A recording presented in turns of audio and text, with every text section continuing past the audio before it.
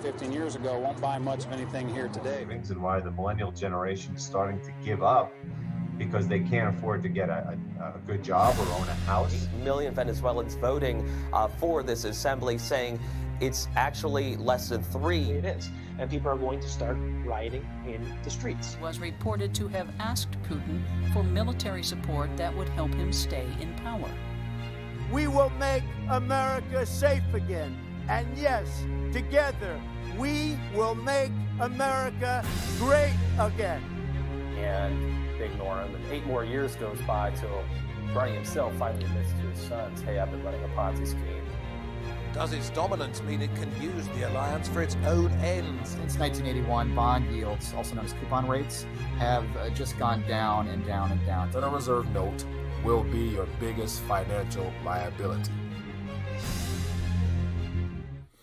All right, RTD Live Talk. Somewhat of an late afternoon live stream, and so definitely looking forward to sharing with you. Got a guest today join us, and so definitely there's a lot of things happening all around us, and so who better to talk to than Mr. Lior Gantz himself from Wealth Research Group. Yeah, I'm studying, but we're gonna make it work anyway. So as always, I want to welcome everybody into the live stream, and more importantly, if everything lines up correctly, we should have the opportunity for you to call in and ask questions directly. So let's move over to the screen and just actually get this thing going. So, Lior, you're on the screen. Welcome back to RTD Live Talk. Looking forward to hearing your thoughts on what's happening as things appear to somewhat heat up. How you doing, my friend?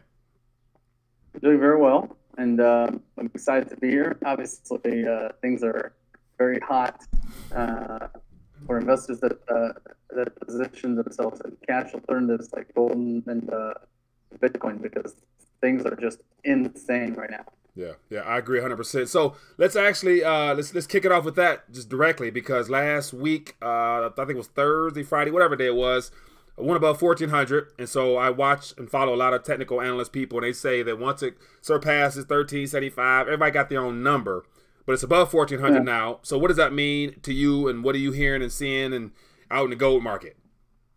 So what many people miss about gold and Bitcoin and collectibles are anything that doesn't create a cash flow, that doesn't produce any consistent returns. Gold, Bitcoin, art, collectibles, etc. They don't price themselves. Mm-hmm. They don't have a finite, constant intrinsic value. You can't say, hey, an ounce of gold is worth X or Y, etc. Their price is a derivative of what's going on with the rest of the asset classes in the world. In other words, if stocks are very cheap and companies are attractive and growing, then the price of gold will be low. And you've seen that over the years many times. It will be lower than what it would be otherwise. In other words, it rises and falls compared to other asset classes. Mm-hmm.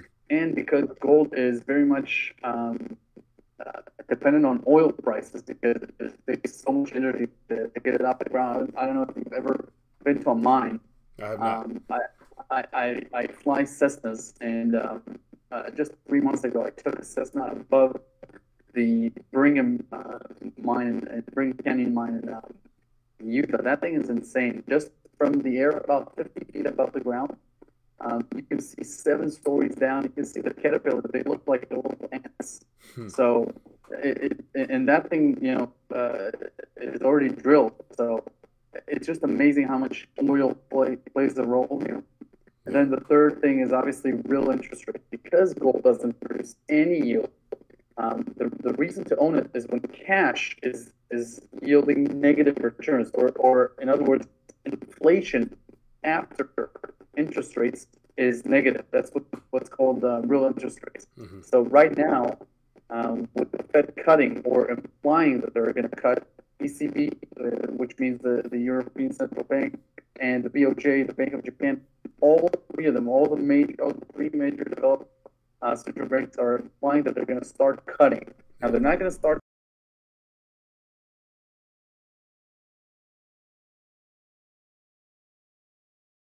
the economy. All of this is very favorable to gold, not so much for silver, but very favorable to gold. So that's why you're seeing a rise in the price of gold, because compared to what you can do with your cash or with bonds that just fell with regards to their yield very much, gold is very attractive. Same thing with Bitcoin. Bitcoin has other features that gold doesn't have. For example, it's very easy to move Bitcoin around the world. So for people that are fleeing their country or have very big problems in their country, Turkey, Venezuela, Argentina, African nations, etc., Bitcoin is even better than gold, right?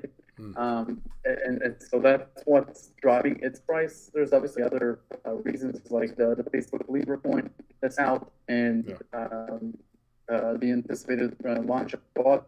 So there's many things. And look, well, research group in January, we said, look, 85% down. That's the bottom for Bitcoin, more or less.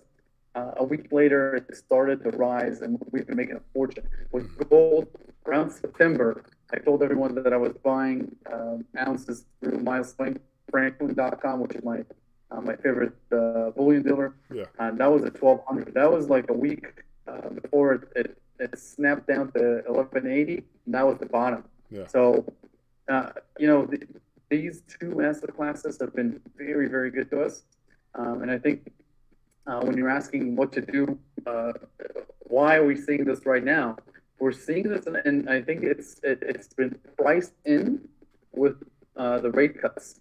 But what people have not priced in yet, what investors have not priced in, is a dollar bear market. This will be the biggest event of the year if it happens. It's really standing on its support level, and if it breaks down from there, Mike, I mean, everything in the world is priced in dollars. If that asset class is going to start being in a bear market after 8 years in a bull market, including 2018 being the best performing asset class in the world, then commodities are the number one place to be. It's not just going to be gold. It's going to be gold, oil, silver, etc. If we roll into a recession, then you might see some messy trading with regards to commodities. But definitely one of the most important asset classes to have exposure to right now. Right. Now, let me get your thoughts on, and so once again, everybody, welcome to this live stream here. So looking to catch up with Lior Gantz and find out what's going on. So there's a little bit of a choppiness here and there, but yet he's in Europe area, so we're going to work with it. But I still can hear you good. It's just a little choppy when you talk. But with that being the case, for those that are interested, feel free to ask questions via the chat, and I can definitely throw them out there to Lior, have him answer them. And so I'm curious to move right ahead in continuation what you're talking about the rate cuts. And so I'm hearing more and more. It's becoming more mainstream now that a lot of, major news syndicates, we got Market Watch, we got Bloomberg, we got the Economist, we got Forbes, we got all these major news syndicates. If everybody watches, their word recession is in there, or rate cuts is followed, or they're either or. So in July, I heard Peter Schiff mention about they're going to cut rates. It's 100% or something like that. Are they going to be cutting rates this year? And then what? What do you mean? Where do they go? More stimulus right then and there, or what's going to be their primary objective in dropping rates next month if they do? So in 2009, if you remember, when they started to go with QE and with cutting rates aggressively to zero, the yen and the euro are already pegged to zero rates. They're going to stay there. That's it. The yen and the euro will never yield any interest rate again. Not in this monetary, and not under this monetary system. And the dollar is the only major currency that still has a yield. So what Trump is trying to do via tweets and everything else he's doing behind, on the table, etc., or behind closed doors, is he's trying to get the same thing going for the U.S. dollar. He's trying to get the Federal Reserve out of the game. Essentially, what he's trying to do is get the government into the game, what we call fiscal policy, and get monetary policy out of the way. When you lower rates to zero, you essentially marginalize any intervention from the central banks. Then thereon, economy runs on taxation and how you distribute tax money. And in order to keep printing bonds and issuing bonds, right, and keeping the rates suppressed, what he's going to do is use the central bank as monetizing the debt. So they're going to buy bonds, suppressing the interest rates, and then the U.S. government will collect taxes, and they will distribute them as they see fit. Now, this is what he's trying to. This is the vision where the entire world is moving. You can see that with Europe and with Japan, etc. The reason it's happening is the same reason they went all in 2009. And the bottom line, Mike, the elected officials, the top echelons of society, the elite, they do not trust the general population when it comes to handling crisis situations. They know that the savings rates in the United States are awful. People are 80% are living paycheck to paycheck. And you know, this means that in 2 months, if you don't pay, if somebody is laid off, he is in a situation where he's in financial peril. And I remember when George Bush did not want to bail out banks, 4 days later, Hank Paulson, Geithner, and Bernanke came in and said, look, if we go with the free market economy route here, we don't save these banks that there's no argument that they've done bad stuff, then you're looking at a situation where 50,000 workers from GM have their salaries locked up. You can't pay them because this bank will go down with their salaries, etc. And as you saw that, as a president, you need to make a decision. Do you want to see catastrophe in your country, perhaps a 1992 style Los Angeles throughout the country, or do you want to do what's the unpopular thing and to bail out people that do not deserve getting bailed out? They even gave the banks time to recoup and get their act together. The CEOs were so bad that they couldn't. So here, the bottom line is they do not trust the general population in the case of crisis.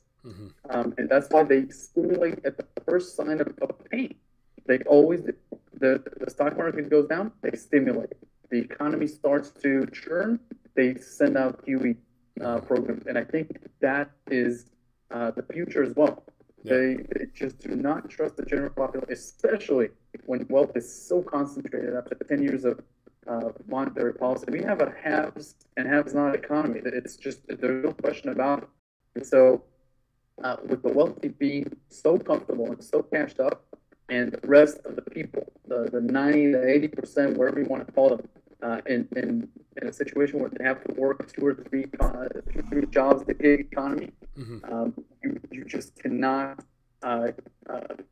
get into a very severe recession without implementing some very drastic strategies.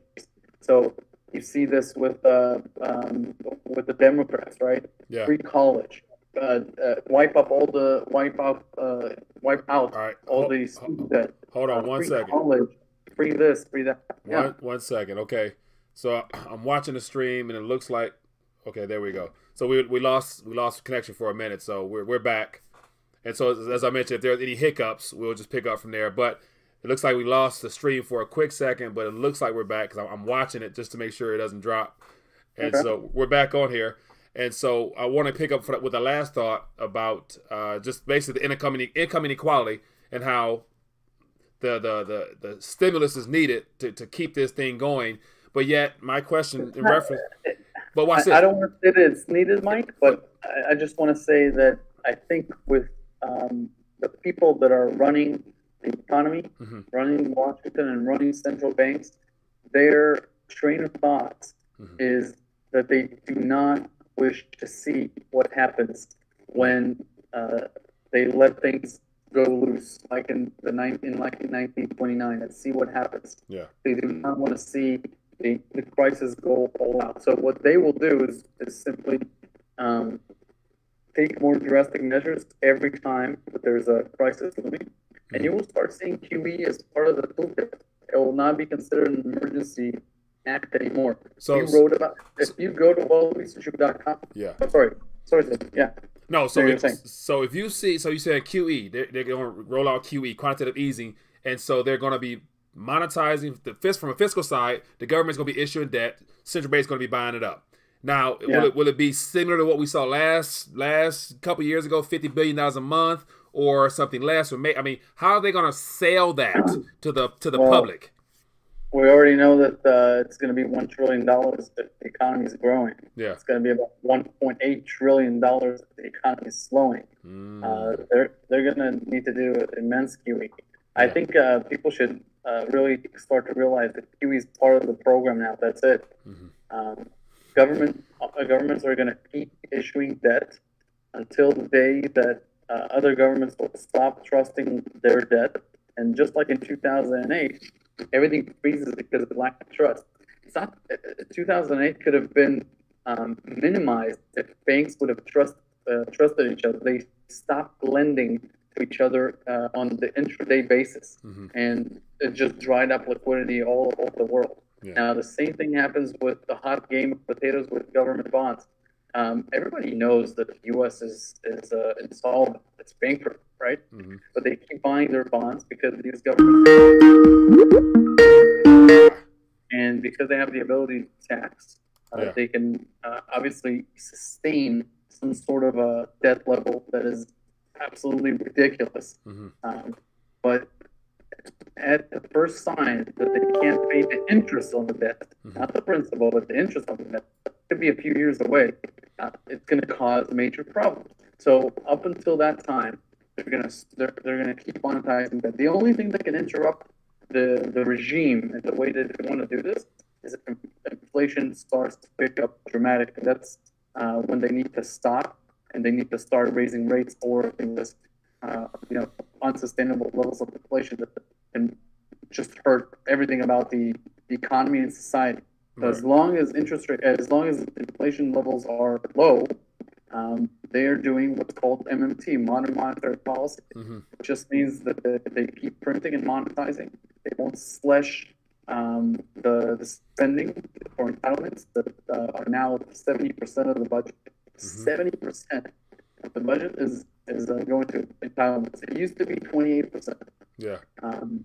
And we used to have a government that has about 30% invested. So they invest in government works, bridges, etc., sewer systems, updating all the infrastructure. Now it's about 12%. Yeah. And that's what the government does. So you're going to keep seeing that. You're going to keep seeing that in increasing levels. And I think, look, for the average person that doesn't know anything about this, he will spend the capital infusion that he will get. If the government will tell him or tell veterans, hey, I know you're supposed to get money 20 years down the road. Why don't we send you now, or we owe you 20 years? You have 18 months to spend it, or it evaporates. Do you think any veteran would say no? The answer is, well, there might be, but there will be the minority. Same thing with unemployed people. They send them a check and they say you have 60 days to spend this, or it evaporates. They will spend it. They do not think about, hey, this might cause inflation down the road for my, you know what I mean? Yeah. So hold on a sec. So sorry to interrupt. So you think that it can get to the point where a part of this MMT, they give you a time frame as to when you are expected to inject the liquidity that they'll filter it through you when they're telling you got 60 days, you got 90 days to spend it? You think it can get that bad? Well, it's the only way that they can actually stimulate. They tried lowering interest rates and seeing what corporations do with the money, right? Yeah. And what corporations did, instead of investing it in higher salaries and in the businesses, they started buying back trillions of dollars of stock. So this time around, they won't screw around with this. They will tell you, hey, you spend it on what we want you to spend it, or it's gone. And this was done also in the Great Depression. FDR did this with veterans and with other segments of the population. And so it's been done before, not in your or my lifetime, but it has been done before.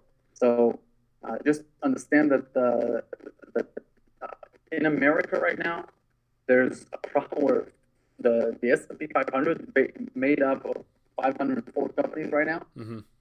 They derive about half of their earnings outside of the U.S. So America is part of a global economy. And for it to revive itself domestically, it has to find ways of being competitive. It found great ways in terms of tech. So the tech companies are amazing, but they're far and few between. I mean, the government is the largest employer, and then Walmart is the largest employer. Most people live on something close to a minimum wage. If you have 150 million people employed, about half of them are earning about 30K a year. So 75 million earning 30K a year. You don't have a middle class economy. About 15 million people are earning minimum wage, and most people need 2 or 3 jobs. Because what you're seeing on one end, you're seeing because of monetary policy, the CEOs at the top echelons are seeing their wages go up, and not only their wages go up, but their stock portfolio go up and their real estate portfolio go up. So they're triple dipping into this economy with low interest rates. On the flip side, you see the middle class and the lower income class with wages going down, and then because the wages are going down, you can't even invest because you don't have enough to save. So you're triple losing. You don't have assets, you don't have salary, and you don't have savings for emergencies. So everything becomes more problematic. You want to shift careers? Well, that's very difficult because you're going to need to take time off, etc. So you're seeing a situation where it's just divided, and that's why you're seeing all sorts of ideas floating from socialism to other things, because people are saying, hey, capitalism just doesn't work. Here, look at the facts. The problem is that what's happening in America right now is not capitalist. If you have a central bank that is helping to monetize debt with the government, that's definitely not capitalism, right? Capitalism was the days that the government did not have a bank account that does what it wants. So we live in a different world than the founding fathers gave to the American people, etc. It's a totally different world. And what you should understand as an American right now is that you live in this world of haves and have-nots. So you need to adapt to it. I could talk about a little bit about solutions, etc. But obviously, I want you to ask me anything that you want. I just want to say that I hear a lot of interviews where it's all about the negative, and you also have to understand that it's good to to understand the negatives, but you also have to find solutions because luck is big. All right, so let me pop up this window here, and I'll get to some questions. And so let me just thumb through. As always, Lior Gantz from Wealth Research Group is joining us, and so feel free to ask questions. Let me go through here real quickly and see if there's anything that stands out. And so I was curious about your thought about the problems. You said something about as long as the U.S. can pay their interest rates, this can continue on a little bit longer. But yet my thing is, so right now we're almost at I'm not sure exactly, but almost close to half a trillion dollars of just interest at the current rates now. So exactly right, $1.5 billion a day. So $1.5 billion a day. So watch this. So we're at 2.25 points now, interest rates, and they talk about dropping either a full point or half a point, whatever. But I'm assuming that just won't be the first one. Now, what would it look like if it literally goes to 0 or negative 0.5, or give us an environment where we go completely to 0 or below 0, and then I'll get answer that. Look, the Fed's fund rate is sitting at 225 to 250 right now, and if they start cutting rates, the average rate cut period has took rates down. Historically, the Fed has took rates down by 5.5%. So starting from here, you're going to negative 3.5 official. So there's nothing funny about what's going on right now. Here's the thing with the general economy. You have a situation in the United States where you have about a quarter of the population that is looking to retire. Or is already retired. So 50 million people are already retired. And it's going to be around 75 million once the full baby boomer generation retires. That's nearly 22% of the population. So you have a lot of demographic shift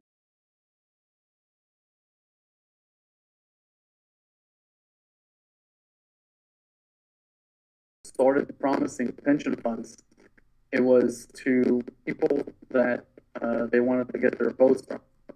The average lifespan was about 57, and I'm sorry, it was about 51, and they promised them to people over 57. So their math was, we will not have to pay this to a bulk of the population because most people will not get to live to 57. They kept raising and raising it till 65 or 67 in some countries. But the average lady lives in, I think, about 72 years right now in the United States, and the average man about 70. So you're going to pay each and every one, and it's just going to grow. The centenarians, I hope I'm saying that name right, the demographic of people over 100 years. Yeah. They're the fastest growing demographic section in America. There's going to be 500,000 of them in about 5 years. So you cannot sustain this system anymore. It's just a question of how it all unwinds. It's not a question of if it unwinds, but how the governments, solve this issue. They have three basic options if we try to simplify it. They either inflate that, create an inflationary scenario, and we see what happens with people's savings success, or what happens with society, how countries like the United States, which is not an ethnic country, goes through that kind of environment with 450 million guns owned by 330 million people. So I wouldn't like it if I was president. Secondly, you can start slashing entitlements. You can start saying, hey, we can't afford to pay these entitlements in this fashion. But if you keep a part-time job and you show us that you work part-time, we can still pay you Social Security. So you add on these stipulations, or if you're not overweight, we'll pay you Medicare, etc. Just work with a lot of stipulations to make it harder on people. And obviously, it's only retirement age. That's another thing that they can do. So that's the second thing. But it just depends on how much they can do that with the backlash of society. And then the third thing is not to do anything. Just wait until something happens that is unforeseen right now, but at some point in the future, like you said, once they have a situation where they can't afford to pay the interest on the debt anymore, that's usually when lenders have stopped to trust in the borrower. So those are the three basic options, but you can't afford to just wake up every morning and wait for one of them to happen. You have to live your life and invest accordingly, save accordingly, work accordingly, so that you don't have to put your life on hold until something happens, right? Yeah, good point. Now, a lot of that, has to do with trust and confidence in the current system, but more importantly, the ultimate end is going to be the end of fiat currencies as we know it. And so when it comes to trust and confidence, I pay close attention to all the events happening out east, with everything happening with this trade war, which is actually a currency war. It's a race to the bottom of currencies. Then we have Russia. I just posted an article today that Russia, before the last week, they bought 200 tons or something of gold right before the rally up. And so those that are paying attention, the de-dollarization, that word is already present. It's been present for some time now. So nations are already starting to remove themselves from treasuries. And so here on this part, on this side of the water here, more people don't really think that the dollar, unfortunately, this show is called Rethinking the Dollar. And people still don't believe that the dollar will end up being a financial threat to them in the future. What are some ways that, you can relay the importance of really grabbing a hold of and for the most part getting the most bang for your buck while you can before it's inflated away? So just look at the facts, right? Mike, since 1971, gold has compounded at about 6.6% a year. That's pretty darn good. Stocks have done about 6.8. So a non-producing asset has almost matched an asset class that pays a dividend. That's highly regular. I don't have to tell you that there was a coin that started at 1 penny, and as we're doing this, it's $11,000 after a decade. A new asset class that was born out of the problems that the fiat monetary system has. So I don't think there's any reason not to have an allocation, not your entire life put into gold or Bitcoin or anything else. This is a cash alternative. You need to compare it to other cash forms. So, and then you need to think if you want to also speculate on its price. There are two things to consider here. One is this is a chaos hedge or a catastrophe hedge. It's insurance. So for me, I took about 2 years, not about, exactly 2 years worth of my family unit burn rate, like my lifestyle burn rate, multiplied by 24. So in case we have a 2-year recession and a real problem, I have 24 months worth of my living expenses converted already to gold and silver coins. And that's done. I have the same setup with Bitcoin. And then on top of that, if I wish to speculate as an investor on their price, I can do that, and I do. The other thing that you can do is look at how you can build a career in a business that is not location dependent. Something like you have with your blog is very location independent. That way, if there is a problem in your own locality, you can move. In your own country, you can move. And you can do that by studying other countries as well. And that's a great idea. Obviously, foreign real estate is a great asset class to own because you're diversifying yourself geographically and politically. So that's another thing to consider. The last thing I want you to understand is, look, the haves and have-nots economy, the haves are not the elite. There's this 1% of 1% that are truly the elite, and some of them are involved in industries that put them in strategic and very powerful situations. But the average person that is in the top 20%, he's making $250,000 a year. He's not a multi-millionaire that is living on mega yachts. He's just a person that is doing well in America or doing well wherever he is. Those people, they want to invest. And for the 80% that are the have-nots, they have an opportunity to network with these people, pitch them business ideas, business plans, and move very quickly from the have-nots to a person that has a startup with a very strategic and smart investor as their partner. So, one of the things that we need to understand, we need to adapt to what's happening right now. We didn't create the system, and we won't be the ones responsible for changing it on an individual basis. But we do what we can do individually and set an example for others, they might follow. We just don't know if they will or not. I mean, I've been talking about gold ownership for about 4 years now, through the free newsletter, through Wealth Research Group. And I know that about 0.85% of the population owns physical gold. So, I mean, what do? There are people talking about the need to own gold since 1971. And it's just so you're working with people that are glued to either mainstream or just glued to stuff that doesn't involve economics, and they just don't understand what's going on. Until they really feel the hurt and the pain, they will not get inspired to study. So I study this. So I hope I answered your question. Education is the key. It really is the key. Once you have the education, then you have the inspiration. You can start working on your plan and doing making changes in your life. Yeah, that's very, very true. Education is key. So let me actually see. There's a lot of back and forth in the chat. I'm trying to see if there's any questions directly that I can throw out there to you. Let me see here. Let me see. As always, people. Only appropriate stuff. Oh yeah. Oh, you said only appropriate. Only appropriate stuff. Oh yeah, definitely. Take your So a lot of people talk about Bitcoin and stuff like that. Now, so okay, let's talk about crypto for those that are interested in talking about crypto. So Bitcoin is the originator to that particular new asset class. Now, from what you've gathered, what you've researched and followed, are there other projects out there that may not necessarily be currency related, but yet projects, businesses, corporations that have a lot of promise that you perhaps might be aware of or keep an eye on?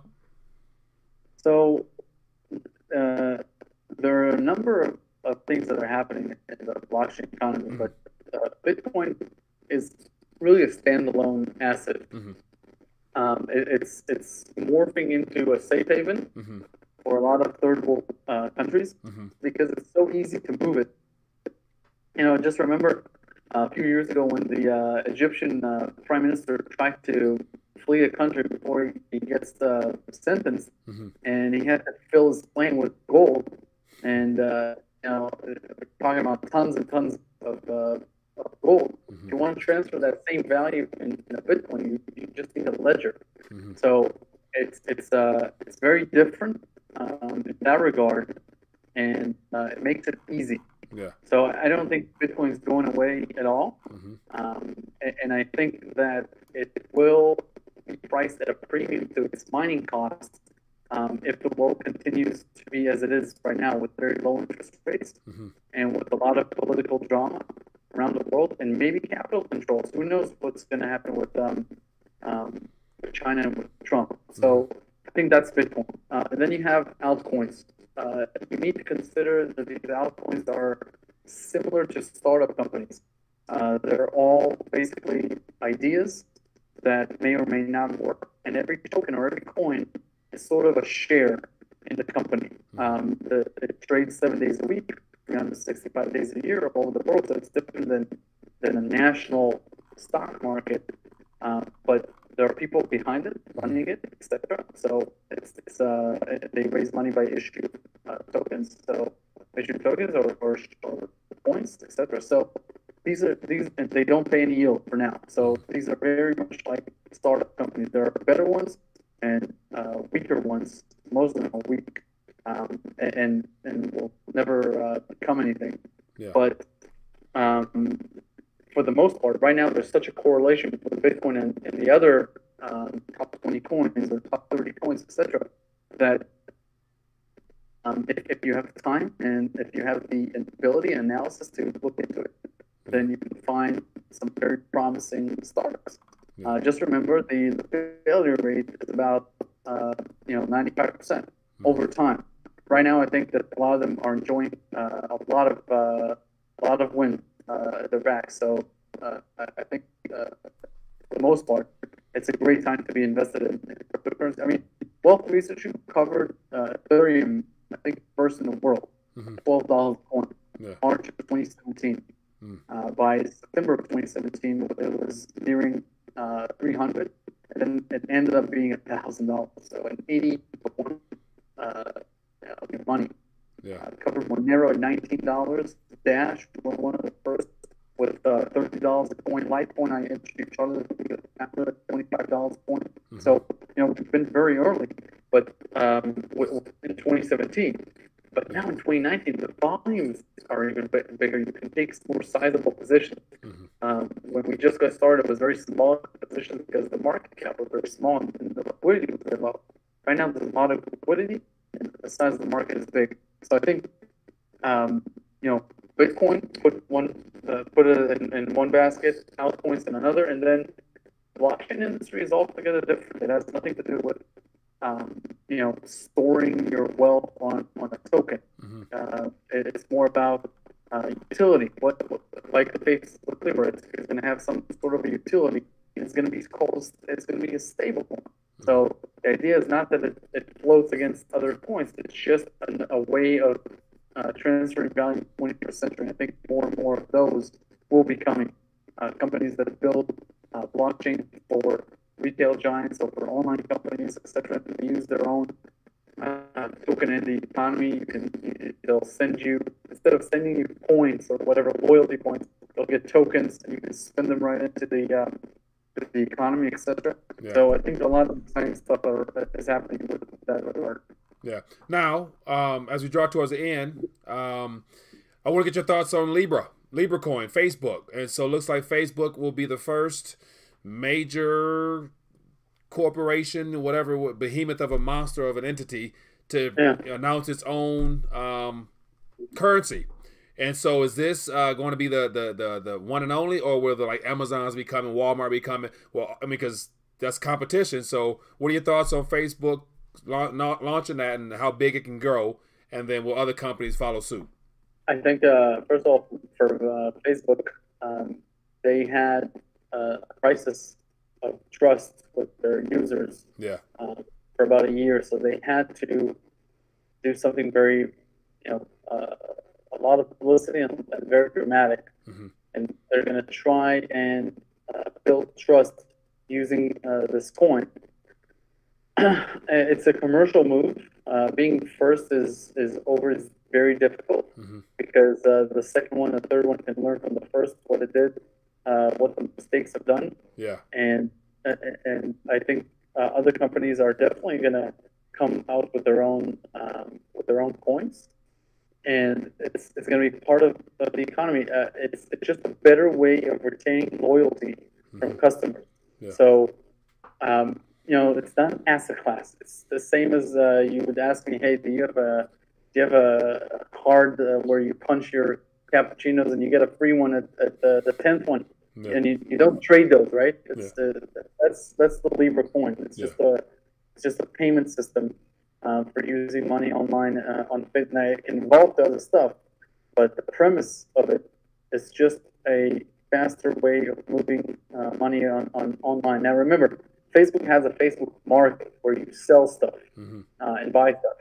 So they obviously want to cut costs with regards to how much they pay the processors, the third parties, whether it be the credit card providers or the companies that actually run the transactions through the system, etc.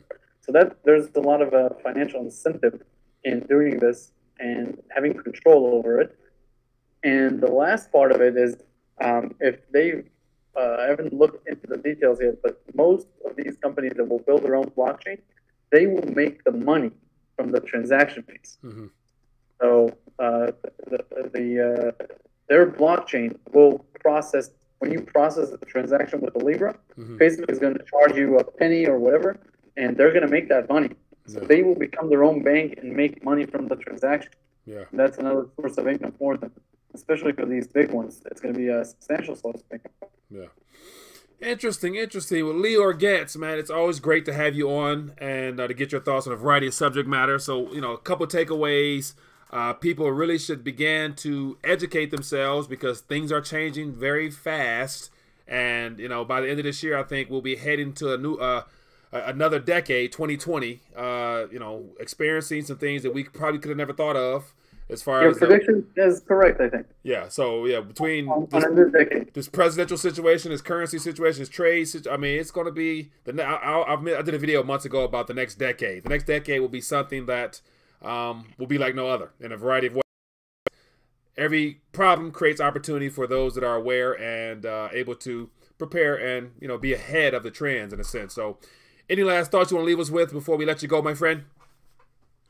I think you should really pay attention to 1450 gold, because once it hits 1450, the algorithms and hedge fund managers, banks, lending institutions will start to tilt over towards commodities.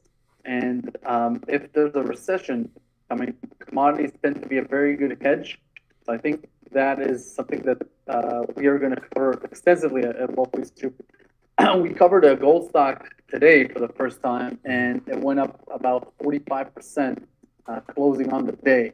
Really? So it was an incredible, and it makes Bitcoin look a little bleak in comparison. So, with small companies in the gold sectors, like the ones that we cover, you can see a situation where they really start flying, because right now they're having trouble to keep their lights on, and they don't have money to explore. So they're dead money.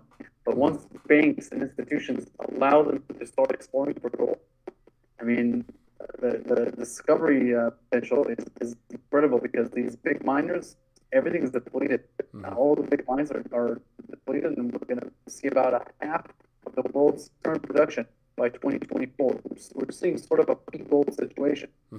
So a lot of that is going to be covered at the Wealth Research. If you go to wealthresearch.com/top, TOP, that's where you can find sort of a wealth library of all the PDF reports that we write, from cryptocurrency to gold, to Fed, to Trump, what's going on with China, how to handle a reset, a financial reset, and like a second passport and everything like that. Yeah. So, it's a great weekend read or on your commute to work or whatever. I think that is critical. And then obviously if you want the up-to-date stuff, the highest priority and top quality ideas, that's always going to be in the free newsletter. You can obviously just subscribe on the website, but that's where I publish what I'm doing personally and what I think is important. All right. Sounds good. Well, everybody, I appreciate you guys tuning in, and definitely it's been great as always to have Lior Gantz joining us. And so what we're going to do is basically, for those that have questions, wealthresearchgroup.com/top-TOP. You can get everything connected there. Some educational things that he mentioned about, the need to do so now. But other than that, everybody's been great hanging out with you this afternoon. Definitely leave some comments. Give it a thumbs up if you enjoyed this video. Feel free to share this information because it's something you won't hear from your mainstream news sources if you guys still really pay attention to those. But other than that, everybody be blessed. Lior, once again, it's great to have you on. And definitely continue to follow your work. Continue to do a good job of what you do, my friend. Thanks for joining us. Thank you, sir.